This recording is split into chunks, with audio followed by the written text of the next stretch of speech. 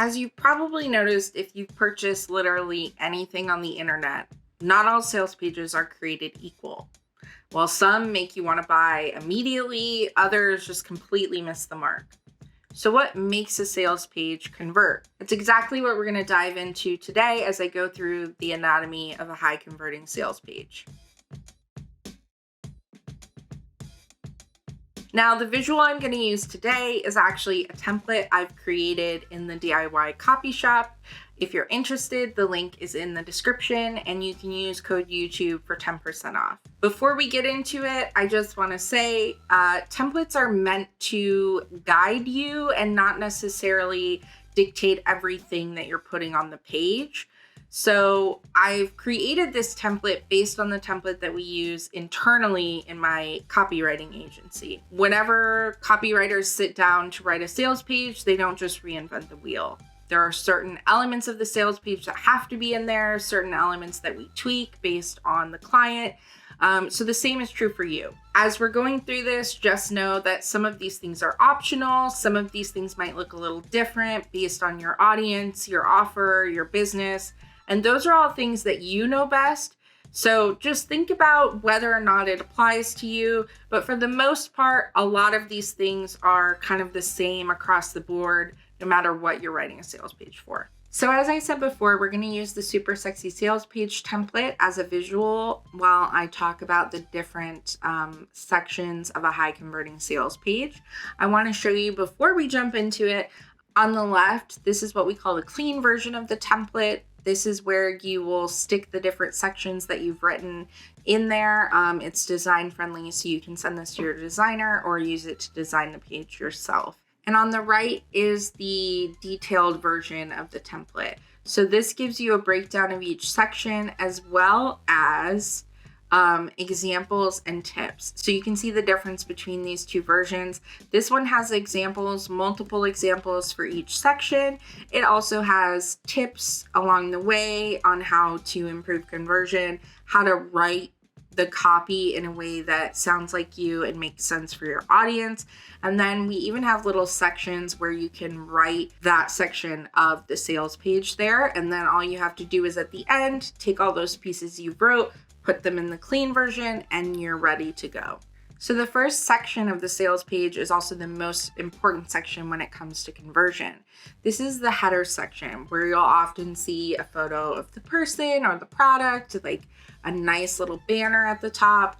And this consists of the headline, the description of the product or service, the VSL video sales letter, if you include that, and then a CTA button. So I'm going to go through each of those really quick. So the headline is super important because it helps capture the attention of the person and make them understand if this thing is relevant to them. A lot of people make the mistake of using the headline to just put the name of their offer.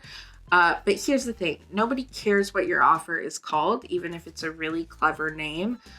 What they care about is what value they're going to get out of it. So instead of just putting the name of your offer as your headline, create a headline that tells them what they're going to be able to do after using the offer. So this is an actionable headline. What are they going to be able to do as a result of using your offer? Underneath that, we have a description of the offer. It's basically a one-line elevator pitch. And then you can include a video. I personally don't use videos on my sales pages, but I have a lot of clients that use them and it's successful. So if you do well on video, or if your audience really likes video, you can include what's called a video sales letter. It's basically a longer version of your elevator pitch. I would say keep it to 1 to 2 minutes. People don't have a big attention span. It could be 3 to 5 if you really need it and if your audience enjoys longer video content, but I wouldn't make it longer than that. Then you have the CTA button. You're going to have CTA or call to action buttons throughout the page. And these are important for conversion. You want them to stand out, so they should be a color that's different from the background. And then what's on the actual button, you want it to be an actionable call to action, right? So learn more, read more, those don't work well statistically, but something that's a little more actionable or gets the reader involved. So something like I'm ready or take my money can be a great CTA. You can also tie it to what the transformation is. So I'm ready for a change or something like that. Play around with the CTAs, see what works, what converts.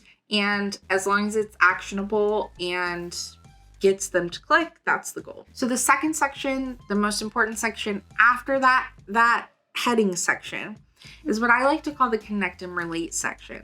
This is where we establish an emotional connection with the reader and we relate to them by showing them we understand their problem. There are many different ways that you can do this, but a popular way that does tend to convert well is to flatter the reader, show them that you understand what they're all about, and then show them that you also understand the problem. So, you're awesome. You have this awesome life. You make all this money. You're super hot.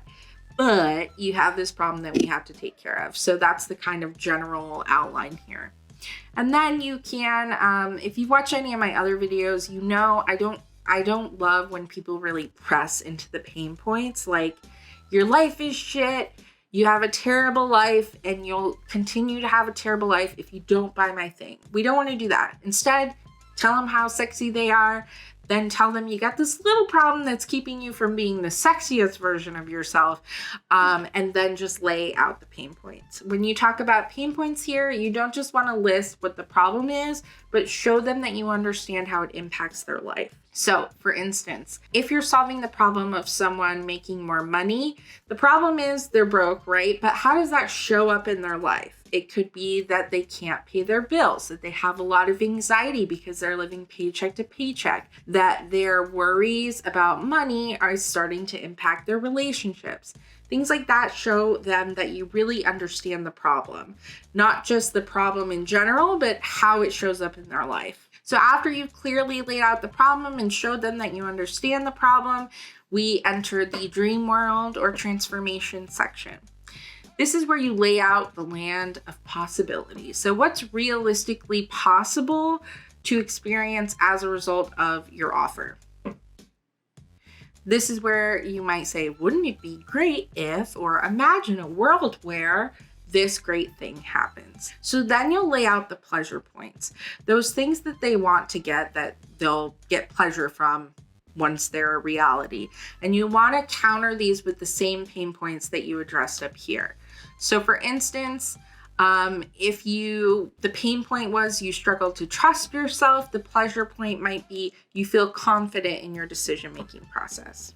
So after this is where you're going to describe the offer, kind of lay out the features, stuff like that. There's a bunch of sections underneath this that cover all the different things that you get with the offer and how it helps you. But this is not the section that most people struggle with, so I'm going to skip over this. It's the other little pieces, getting their attention, holding their attention, getting them off the fence about whether or not to buy. So we're going to skip down to what I like to call the why now section. So a lot of people will use urgency as a way to influence conversions. And urgency can work, but if it's false urgency, you just end up looking silly and people can see right through you.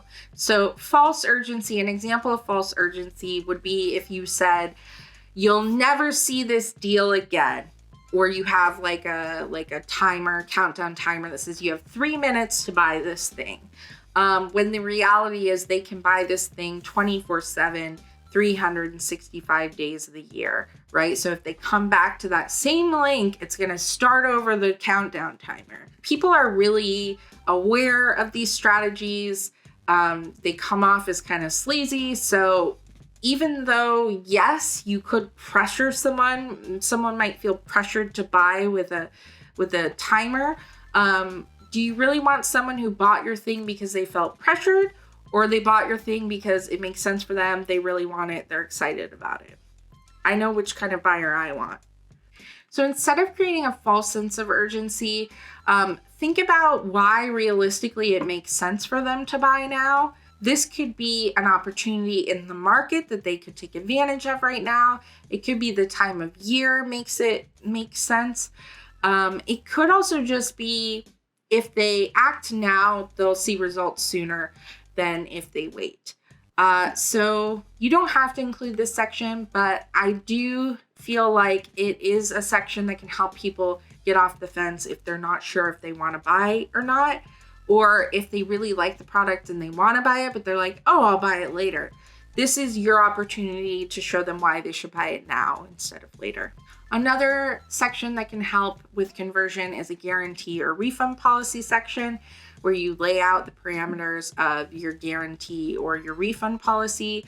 If you don't have one, that's fine. This section is optional, but this is another section that if someone's on the fence about buying your thing, this can instill confidence in them. So they know that if the thing does not work the way it's supposed to, they'll get a refund, and that makes them feel more comfortable about making the purchase. And the last section of the page, not everyone includes this section, the real talk, final note, last word section.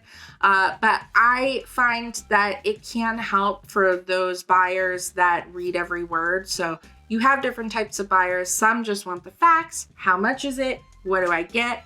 When do we start? What's the result?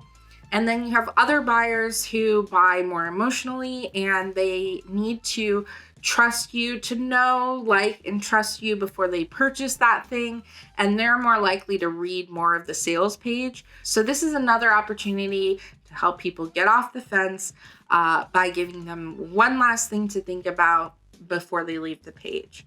So depending on your tone, this can go a couple different ways. It can be inspiring, a heartfelt call to action. This is what's possible. I'm so excited for you. Or it can be kind of real talk. Look, this problem's not going away. Well, let's just fix it. You need to. It just depends on your brand voice. So the one thing we did not talk about that is important is testimonial, case study, social proof. So I include a section for this at the end, but then also strategically place it throughout the page. So you'll see on this template, we've got different sections where there are testimonials, and that's a strategic choice, right? Why leave them all at the end when instead they could read about your offer, then see the results of it for a real person, read a little more about your offer, see the results. It helps kind of prove what you've talked about in the previous section. So I recommend placing them throughout the page. In terms of what converts best with testimonial social proof, screenshots work really well because it's a real person that said a real thing and we have proof. Videos work really well too for the same reason. You can see it's a real person talking about their real experience in their own words. If you do include a video, I would recommend taking a juicy quote out of it that kind of gives the person the idea of what is in the video, because not everyone is going to watch the video. It's also more accessible for people with screen readers to just have a quote there. If you use just a written testimonial that you're pulling from a testimonial you've gotten from a client, what I would say is don't use the whole thing if it doesn't make sense. So if they've written 2 paragraphs about how great it is to work with you, pick out the most important and relevant, sentence or 2 and use that. You'll also want to include their photo and their name. Again, this makes it feel real. If you don't have permission to use their photo or their name, try to use initials or at least describe who they are. So former, group program member or former client or current client, whatever. So although we didn't go through every section of the page, I kind of touched on the areas that are important for conversion. If you find yourself not getting the results you want with your sales page, these are good places to start with tweaking your copy. So now that you know what a high converting sales page looks like and all the different elements that go into it, you can write your own. And if you need help with that, stop by the DIY Copy Shop to purchase our sales page template. You get 10% off when you use code YouTube. And the one that you saw today is what we call the clean version. So that's where you stick your copy in. But the guided version actually has a lot of tips, a lot of examples to help you really see how your unique business and your unique brand voice fit into the template. So it's not your average template. It's actually going to take you through every step of writing a high converting sales page with examples along the way so that you know exactly what you're doing when it comes time to write your own. And if you like what you learned today, hit subscribe, show me a little love, and I'll see you next time.